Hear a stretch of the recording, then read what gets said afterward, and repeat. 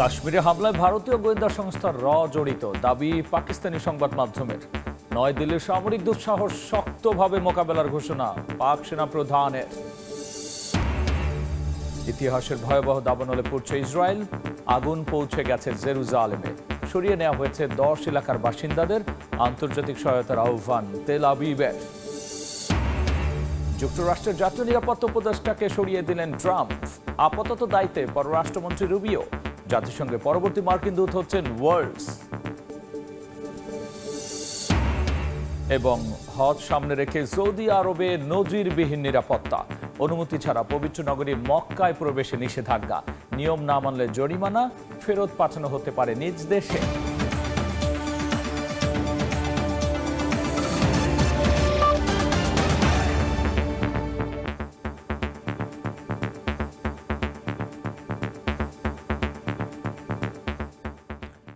আন্তর্জাতিক সময় সঙ্গে আছি আমি গোলাম রাব্বি। কাশ্মীরে হামলার পেছনে ভারতীয় গোয়েন্দা সংস্থা র জড়িত। টেলিগ্রামে ফাঁস হওয়া গোপন নথির বরাতে চাঞ্চল্যকর এই দাবি করেছে পাকিস্তানের বিভিন্ন সংবাদ মাধ্যম। আর উত্তেজনার মধ্যেই কাশ্মীরের নিয়ন্ত্রণ রেখার কাছে সামরিক মহড়া চালিয়েছে পাকিস্তান সেনাবাহিনী।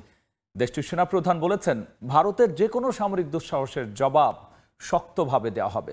আর ভারতের স্বরাষ্ট্রমন্ত্রী বলেছেন, হামলায় জড়িত সবাইকে খুঁজে বের করা হবে, ছাড় পাবে না একজনও। হামলা আর পাল্টা হামলার শঙ্কার মধ্যেই পাকিস্তান নিয়ন্ত্রিত কাশ্মীরে 10 দিনের জন্য বন্ধ করে দেওয়া হয়েছে সব ধর্মীয় শিক্ষা প্রতিষ্ঠান। কাশ্মীরের পেহেলগামে সম্প্রতি ভয়াবহ সন্ত্রাসী হামলার পেছনে ভারতের গোয়েন্দা সংস্থা র এর হাত রয়েছে, এমন বিস্ফোরক দাবি করেছে পাকিস্তানের একাধিক গণমাধ্যম। টেলিগ্রামে ফাঁস হওয়া গোপন নথির বরাতে প্রকাশিত প্রতিবেদনগুলোতে বলা হয়, হামলার পর ঘটনাটিকে অমুসলিম জনগোষ্ঠীকে লক্ষ্য করে চালানো হয়েছে বলে প্রচার চালানোর সুস্পষ্ট নির্দেশ দেওয়া হয়েছিল। আরও বলা হয়, পাকিস্তানি গোয়েন্দা সংস্থা আইএসআইকে জড়িয়ে প্রোপাগান্ডা ছড়াতে ভুয়া অ্যাকাউন্ট ব্যবহারের পরিকল্পনার কথাও উল্লেখ রয়েছে ওই নথিতে। দুই দেশের মধ্যে টানটান উত্তেজনার মধ্যে কাশ্মীরের নিয়ন্ত্রণ রেখায় পূর্ণমাত্রার সামরিক মহড়া চালিয়েছে পাকিস্তানের সেনাবাহিনী। বৃহস্পতিবারের ওই মহড়ায় সজোয়া যান ও অত্যাধুনিক রণসরঞ্জাম নিয়ে যুদ্ধ অনুশীলনে অংশ নেন পাকিস্তানি সেনারা। এছাড়া নিয়ন্ত্রণ রেখায় টহলরত ভারতের 4টি যুদ্ধ বিমানকে ধাওয়া দিয়ে এলাকা ছাড়তে বাধ্য করার দাবি করেছে পাকিস্তান। দেশটির সংবাদ মাধ্যম ডন জানায়, পাকিস্তান বিমান বাহিনীর তাড়া খেয়ে ওই যুদ্ধ বিমানগুলো পিছু হটতে বাধ্য হয়। চলমান উত্তেজনাময় পরিস্থিতিতে ভারতকে হুঁশিয়ারি বার্তা দিয়েছেন পাকিস্তানের সেনাপ্রধান জেনারেল আসিম মুনির। তিনি জানান, ভারতের যে কোনো সামরিক দুঃসাহসের জবাব শক্তভাবে দেওয়া হবে। এদিকে কাশ্মীরের হামলার ঘটনায় জড়িতদের প্রতি কড়া বার্তা দিয়েছেন ভারতের স্বরাষ্ট্রমন্ত্রী অমিত শাহ। তিনি বলেন, হামলার সঙ্গে যুক্ত সবাইকে খুঁজে বের করা হবে এবং কাউকেই ছাড় দেওয়া হবে না। এরই মধ্যে কঠোর প্রতিক্রিয়া হিসেবে পাকিস্তানের উড়োজাহাজের জন্য আকাশসীমা বন্ধ করে দিয়েছে ভারত। 30 এপ্রিল থেকে 23 মে পর্যন্ত পাকিস্তানি বিমান চলাচলে এই নিষেধাজ্ঞা কার্যকর থাকবে বলে জানানো হয়েছে। টানটান এই পরিস্থিতিতে ভারতকে সংযত আচরণ করতে মার্কিন প্রেসিডেন্ট ডোনাল্ড ট্রাম্পের হস্তক্ষেপ চেয়েছেন যুক্তরাষ্ট্রে নিযুক্ত পাকিস্তানের রাষ্ট্রদূত। এর আগে পাকিস্তানের প্রধানমন্ত্রী শাহবাজ শরীফ ও ভারতের পররাষ্ট্রমন্ত্রী এস জয়শঙ্করকে ফোন করে সংকট নিরসনের আহ্বান জানান যুক্তরাষ্ট্রের পররাষ্ট্রমন্ত্রী মার্কো রুবিও। নিরাপত্তার শঙ্কায় পাকিস্তান নিয়ন্ত্রিত আজাদ কাশ্মীরে 10 দিনের জন্য সব ধর্মীয় শিক্ষা প্রতিষ্ঠান বন্ধ ঘোষণা করেছে কর্তৃপক্ষ। ভারতীয় বিমান হামলা আশঙ্কায় এই সিদ্ধান্ত নেওয়া হয়েছে বলে জানানো হয়। এদিকে পরিস্থিতি আরও ঘোলাটে হওয়ায় শিশুদের মধ্যে জরুরি সুরক্ষার প্রশিক্ষণও চালানো হচ্ছে বিভিন্ন শিক্ষা প্রতিষ্ঠানে। ইয়াসিন মোহাম্মদ জিসান, সময় সংবাদ। এদিকে ভারত পাকিস্তান পাল্টাপাল্টি নিজেদের আকাশ সীমা বন্ধ করায় এর চাপ পড়বে দুই দেশের ওপরই। বিশেষজ্ঞরা বলছেন, এমন সিদ্ধান্তে উভয় দেশের ফ্লাইট পরিচালনায় জ্বালানি ব্যয়, ট্রানজিট খরচ আর অপারেটিং কস্ট বেড়ে যাবে। পাকিস্তানের নিষেধাজ্ঞায় ভারতীয় এয়ারলাইন্সগুলো প্রতি সপ্তাহে 77 কোটি রুপি বাড়তি খরচ করতে হবে। অন্যদিকে ভারতের তুলনায় পাকিস্তানের বিমান শিল্পে কম প্রভাব পড়বে বলে জানান এভিয়েশন বিশেষজ্ঞরা। গেল 22 এপ্রিল ভারত নিয়ন্ত্রিত কাশ্মীরের পেহেলগামে পর্যটকদের ওপর বন্দুকধারীদের হামলার পর ভারত পাকিস্তানের মধ্যে টানাপোড়েন চলছে। ওই হামলায় পাকিস্তানের মদদের অভিযোগ আনে ভারত, আর তা অস্বীকার করেছে পাকিস্তান। সীমান্তে দুই দেশের সেনাদের মধ্যেও গুলি বিনিময়ের ঘটনা ঘটেছে। পাল্টাপাল্টি বিভিন্ন পদক্ষেপের মধ্যেই ভারতের বিমান পরিবহন সংস্থাগুলোর জন্য আকাশসীমা বন্ধ করে দেয় পাকিস্তান। এই পদক্ষেপের এক সপ্তাহের মাথায় পাকিস্তানের উড়োজাহাজগুলোর জন্য একই নিষেধাজ্ঞা দিয়েছে ভারত। বুধবার ভারত সরকারের এক নোটিশে বলা হয়েছে 30 এপ্রিল থেকে 23 মে পর্যন্ত পাকিস্তানি উড়োজাহাজের জন্য এই নিষেধাজ্ঞা কার্যকর থাকবে। পাকিস্তান ভারতের পাল্টাপাল্টি আকাশসীমা বন্ধে কার কি ক্ষতি হতে পারে এমন প্রশ্ন ঘুরপাক খাচ্ছে সাধারণ মানুষের মাঝে। এভিয়েশন বিশেষজ্ঞরা বলছেন, পাকিস্তান আকাশসীমা বন্ধ করে দেওয়ার কারণে শত শত ভারতীয় ফ্লাইট চলাচল বিঘ্নিত হচ্ছে। এতে ভারতীয় এয়ারলাইন্সের ফ্লাইট পরিচালনায় জ্বালানি এবং ট্রানজিট খরচ উভয়ই বেড়ে যাবে। সেই সঙ্গে লম্বা পথের ফ্লাইটগুলোতে জ্বালানি নিতে মাঝ পথে থামতে হবে, যা ফ্লাইট পরিচালনায় খরচ আরও বাড়িয়ে দেবে। এমনটা চলতে থাকলে ভারতীয় এয়ারলাইন্সগুলোর প্রতি সপ্তাহে প্রায় 77 কোটি রুপি বাড়তি খরচ করতে হতে পারে বলে জানিয়েছেন বিশেষজ্ঞরা। মাস প্রতি তা ছাড়াতে পারে 307 কোটি রুপি, আর ফ্লাইট প্রতি অতিরিক্ত খরচ হতে পারে 1350 থেকে $3000। অবশ্য এমন সিদ্ধান্তে পাকিস্তানের নিজের হাতছাড়া হচ্ছে ওভারফ্লাইট ফি। একইভাবে ফ্লাইট পরিচালনায় বাড়তি সময় ও অপারেটিং খরচ বাড়ায় ভুগবে পাকিস্তানও, কেননা একটি এয়ারলাইন্সের মোট খরচের প্রায় 30% ব্যয় করতে হয় বিমানের জ্বালানিতে। তবে বার্তা সংস্থা রয়টার্স বলছে, এই নিষেধাজ্ঞার প্রভাব ভারতের তুলনায় পাকিস্তানের বিমান শিল্পে কম পড়বে, কারণ পাকিস্তান ইন্টারন্যাশনাল এয়ারলাইন্স PIA শুধুমাত্র কুয়ালালামপুর রুটে ভারতীয় আকাশসীমা ব্যবহার করে, যেখানে প্রতিদিন 200 থেকে 300 ভারতীয় ফ্লাইট পাকিস্তানের আকাশসীমা অতিক্রম করে। এদিকে মঙ্গলবার দেশটির জাতীয় বিমান সংস্থা PIA জানায়, দ্বিপাক্ষিক উত্তেজনা বাড়ায় তারা ভারতীয় আকাশসীমা এড়িয়ে চলার সিদ্ধান্ত নিয়েছে। ভারতের জন্য পাকিস্তানের আকাশসীমায় প্রথম বন্ধ হয়নি। এর আগে 1999 সালে কার্গিল সংঘাতের পর এবং 2019 সালে পুলওয়ামা হামলার পর ভারতের পদক্ষেপের পাল্টা ব্যবস্থা হিসেবে একই সিদ্ধান্ত নেয় পাকিস্তান। ইয়ানুর শিফাত, সময় সংবাদ। জম্মু কাশ্মীর পেহেলগামে পর্যটকদের উপর হামলার এক সপ্তাহ পেরিয়ে গেল, আতঙ্ক পুরোপুরি কাটেনি। তবে সেনা পাহারা কয়েক গুণ বাড়ানোয় স্বস্তির নিঃশ্বাস ফেলছেন স্থানীয়রা। রেস্তোরাঁগুলো আবারও খুলতে শুরু করেছে, বাড়ছে পর্যটকের ভিড়। ফের চিরচেনা রূপে ফিরছে ভূস্বর্গ খ্যাত জম্মু কাশ্মীর। ছবির মতো সাজানো এক ভূস্বর্গ জম্মু কাশ্মীরের পেহেলগাম। শান্ত এই অঞ্চল মাত্র এক সপ্তাহ আগেই সাক্ষী হয় রক্তাক্ত বিভীষিকাময় পরিস্থিতির। অস্ত্রধারীদের গুলিতে প্রাণ হারান 26 পর্যটক। তবে ওই হামলার পর ধীরে ধীরে স্বাভাবিক হচ্ছে জনজীবন। পেহেলগামের রেস্তোরাঁগুলো খুলতে শুরু করেছে, ঘোড়সাওয়ারিরা ফিরেছেন কাজে, হ্রদের ধারে আবারও ভিড় করছেন পর্যটকরা। আমরা সন্ত্রাসী হামলার খবর জেনেও এখানে আসার সিদ্ধান্ত নিয়েছি। এখন খুবই নিরাপদ অনুভব করছি। অনেক সেনা সদস্য দিনরাত পাহারা দিচ্ছেন আমাদের সুরক্ষার জন্য। হামলার পর গোটা অঞ্চলের পর্যটন থমকে গেলেও অর্থনীতির চাকা সচল রাখতে পর্যটকদের ফেরাকে অত্যন্ত গুরুত্বপূর্ণ বলে মনে করেন সংশ্লিষ্ট খাতের দায়িত্বশীলরা। পর্যটনই কাশ্মীরের জিডিপির 7 থেকে 8% যোগান দেয়। সেই খাতই হামলার পর মুখ থুবড়ে পড়েছিল। তবে কড়া সেনা পাহারায় স্বস্তির নিঃশ্বাস ফেলছেন স্থানীয়রাও। ফলে চিরচেনা রূপে ফিরতে শুরু করেছে জম্মু কাশ্মীর। নাদিম মারজান, সময় সংবাদ।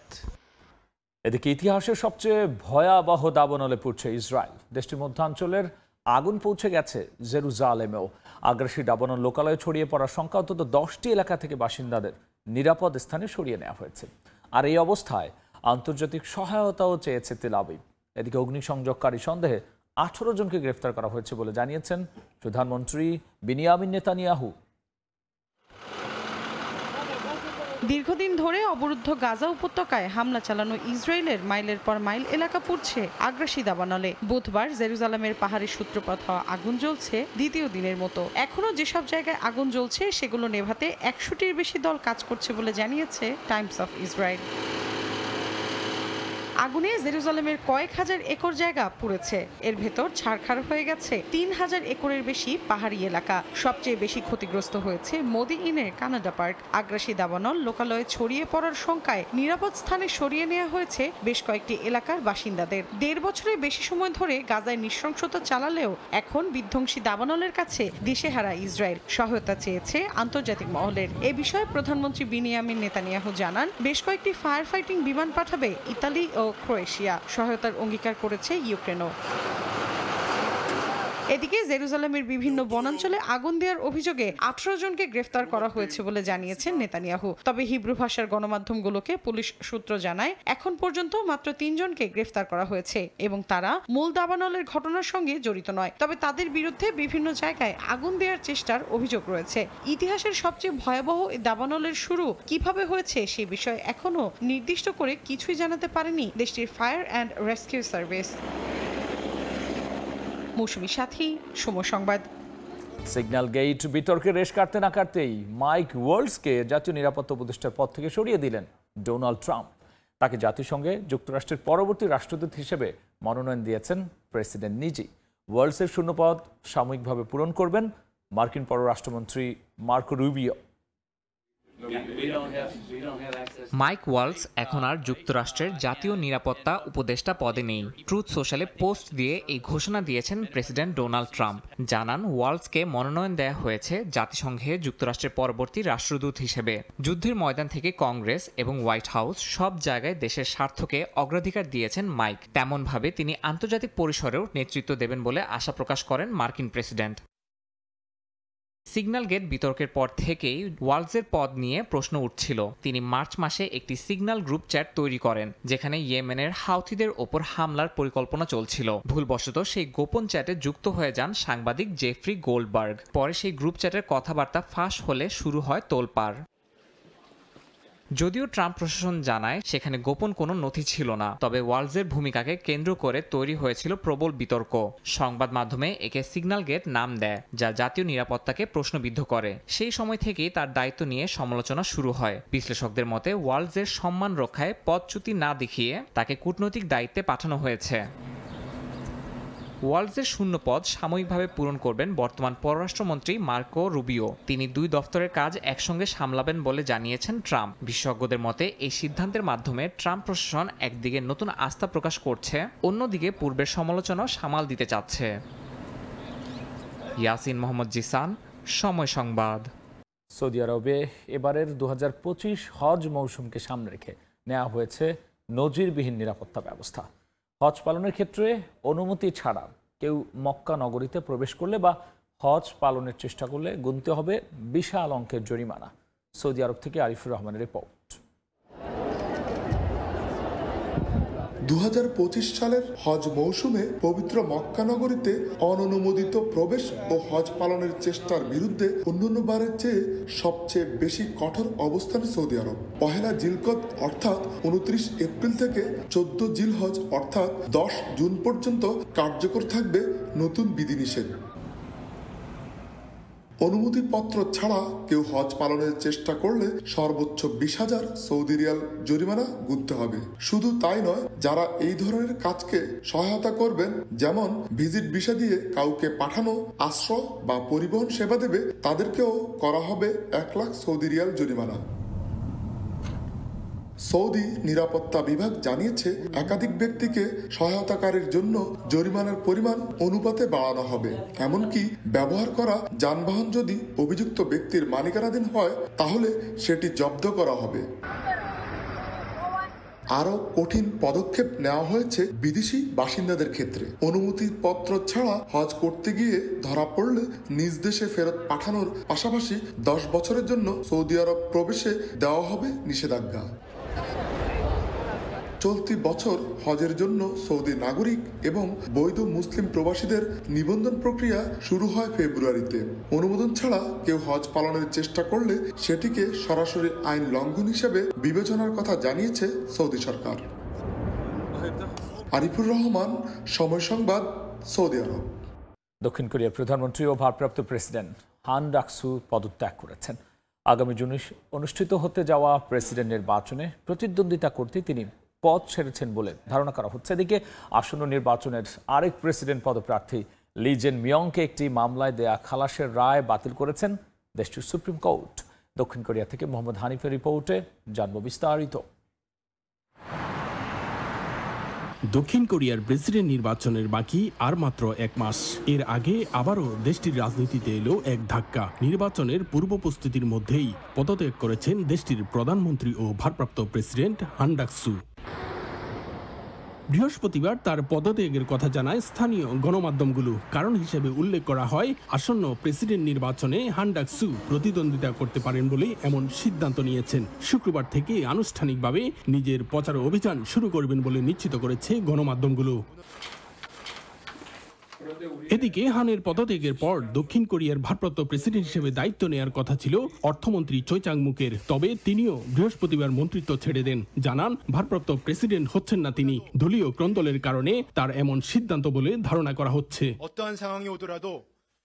এদিকে ডেমোক্রেটিক পার্টি অব কোরিয়া ডিপিকে দল থেকে প্রেসিডেন্ট পদপ্রার্থী লি জে মিয়ংকে একটি মামলায় দেয়া খালাসের রায় বাতিল করেছেন দেশটির সুপ্রিম কোর্ট। নির্বাচনী আইন লঙ্ঘনের অভিযোগে নিম্ন আদালত খালাস দেওয়া আপিল সিদ্ধান্ত বাতিল করে মামলাটি হাইকোর্টে ফেরত পাঠিয়েছেন। দোষী সাব্যস্ত হলে তার প্রার্থিতা বাতিল হয়ে যেতে পারে।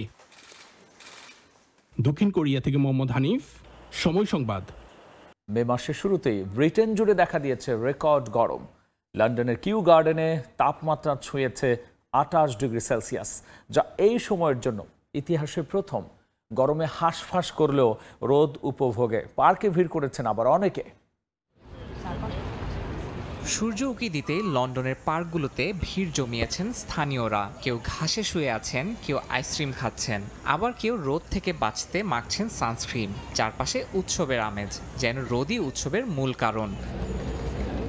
ব্রিটিশ আবহাওয়া সংস্থা জানিয়েছে, কিউ গার্ডেনে 28 ডিগ্রি তাপমাত্রা রেকর্ড হয়েছে মে মাসের প্রথম দিনের জন্য, যা যুক্তরাজ্যের ইতিহাসে সর্বোচ্চ। আগের রেকর্ড ছিল 1990 সালে স্কটল্যান্ডের লসিমাউথে 27.4 ডিগ্রি। ভ্রমণ পিপাসুদের মুখে রোদের প্রশংসা, তবে স্থায়ী বাসিন্দারা কিছুটা উদ্বিগ্ন। কেউ বলছেন ইউরোপের মূল ভূখণ্ডের তুলনায় লন্ডনে অনেক বেশি গরম। কেউ আবার বলছেন জলবায়ু পরিবর্তনের প্রেক্ষাপটে এতটা শুষ্কতা আর গরম চিন্তার কারণ। স্থানীয়দের মধ্যে এখন দেখা যাচ্ছে গ্রীষ্মের আমেজ। তবে এমন অস্বাভাবিক তাপমাত্রা শুধু আনন্দ নয়, বরং ভবিষ্যতের জলবায়ু বিপর্যয়ের ইঙ্গিত বলে মনে করছেন অনেকে। ইয়াসিন মোহাম্মদ জিসান, সময় সংবাদ। ইরানের সঙ্গে পরমাণু ইস্যুতে চলমান পরোক্ষ বৈঠকের মধ্যেই এবার দেশটির জ্বালানি খাতকে লক্ষ্য করে নতুন করে নিষেধাজ্ঞা আরোপ করেছে যুক্তরাষ্ট্র। বুধবার এই নিষেধাজ্ঞার ঘোষণা দেন মার্কিন পররাষ্ট্রমন্ত্রী মার্কো রুবিও। যদি নিউ ইয়র্কে অবস্থিত ইরানি মিশনের পক্ষ থেকে এ বিষয়ে কোনো প্রতিক্রিয়া জানানো হয়নি। 3 দফা পরোক্ষ বৈঠকেও সমাধান হয়নি যুক্তরাষ্ট্র ইরানের পারমাণবিক উত্তেজনার। আগামী শনিবার রোমে হতে যাচ্ছে 4র্থ দফার বৈঠক। এর আগেই ইরানের সঙ্গে পেট্রোলিয়াম ও পেট্রোকেমিক্যালের অবৈধ বাণিজ্যর অভিযোগে একাধিক প্রতিষ্ঠানের উপর নিষেধাজ্ঞা জারি করেছে মার্কিন প্রশাসন। বুধবার এ ঘোষণা দেন মার্কিন পররাষ্ট্রমন্ত্রী মার্কো রুবিও। বলেন, ইরানের সঙ্গে শত শত কোটি ডলারের পেট্রোলিয়াম বাণিজ্যে জড়িত 4 বিক্রেতা এবং 1 ক্রেতাকে নিষেধাজ্ঞার আওতায় আনা হয়েছে। চীন সহ অন্যান্য দেশের সঙ্গে ইরানের অবৈধ বাণিজ্য বন্ধে প্রেসিডেন্ট অঙ্গীকারবদ্ধ। মার্কিন পররাষ্ট্র মন্ত্রণালয়ের বিবৃতিতে বলা হয়েছে, ইরানের সঙ্গে পেট্রোলিয়াম বাণিজ্যে জড়িত থাকায় সংযুক্ত আরব আমিরাত, তুরস্ক ও ইরান ভিত্তিক 7 প্রতিষ্ঠানের বিরুদ্ধে নিষেধাজ্ঞা আরোপ করা হয়েছে। এছাড়া তালিকায় 2টি বাহনও রয়েছে। তবে নিউ ইয়র্কে অবস্থিত ইরানি মিশনের পক্ষ থেকে এই নিষেধাজ্ঞার বিষয়ে কোনো প্রতিক্রিয়া জানানো হয়নি।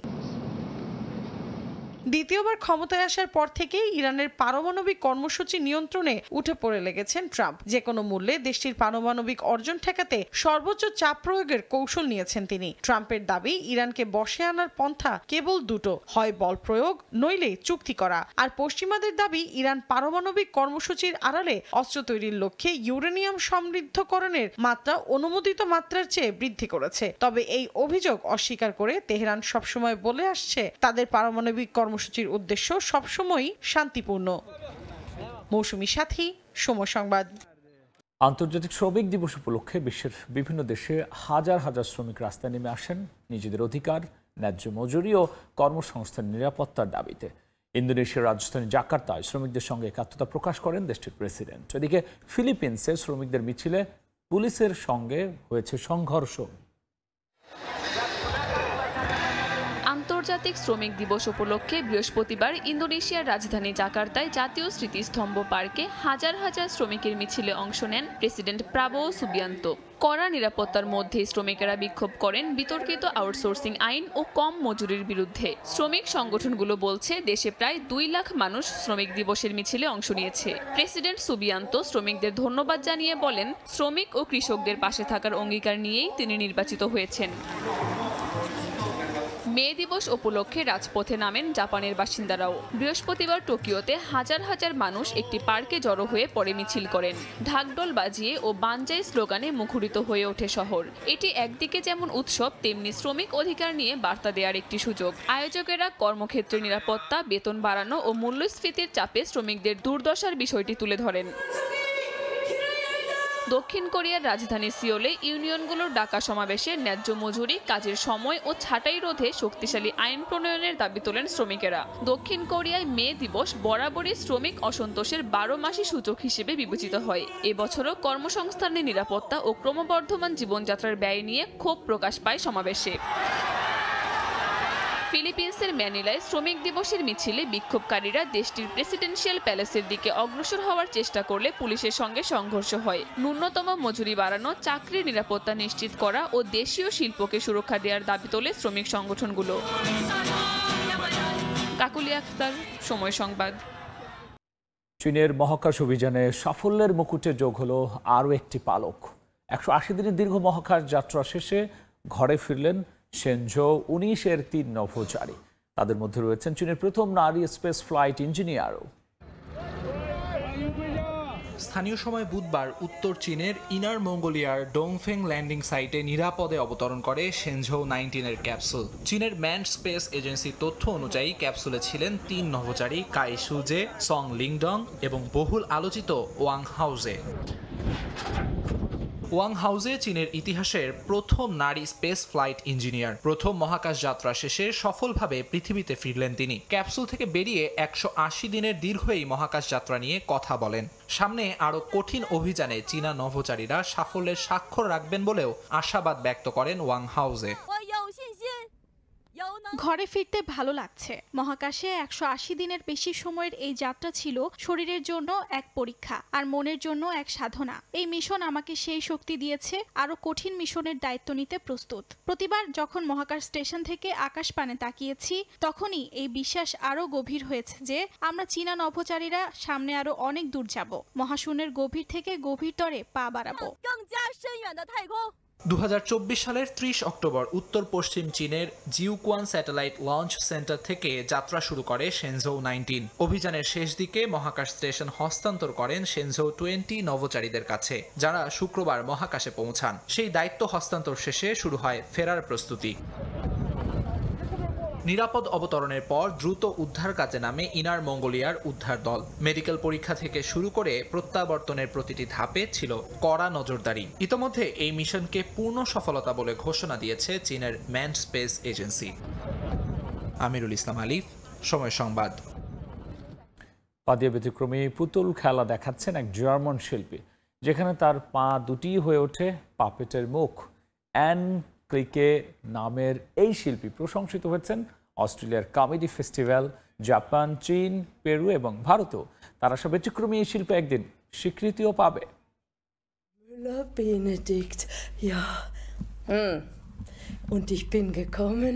পরচুলা একটা ছোট্ট নাক, আর তাতেই তৈরি হয় এক একটা প্রাণবন্ত চরিত্র।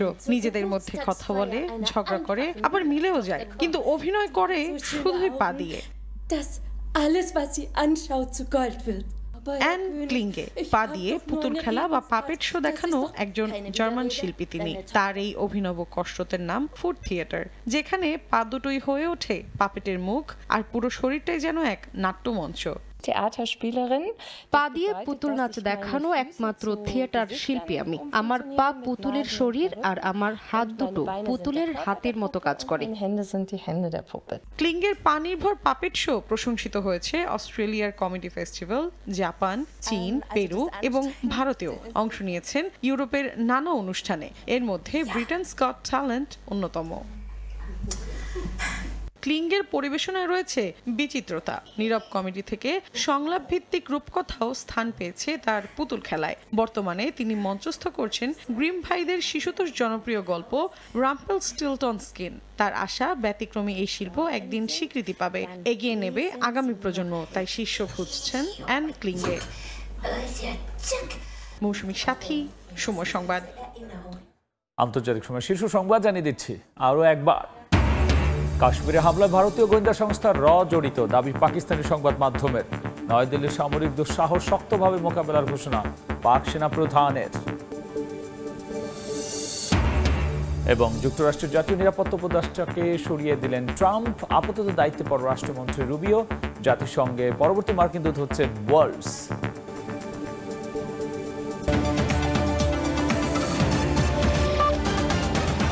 এই ছিল আন্তর্জাতিক সময়। সঙ্গেই থাকুন সময়।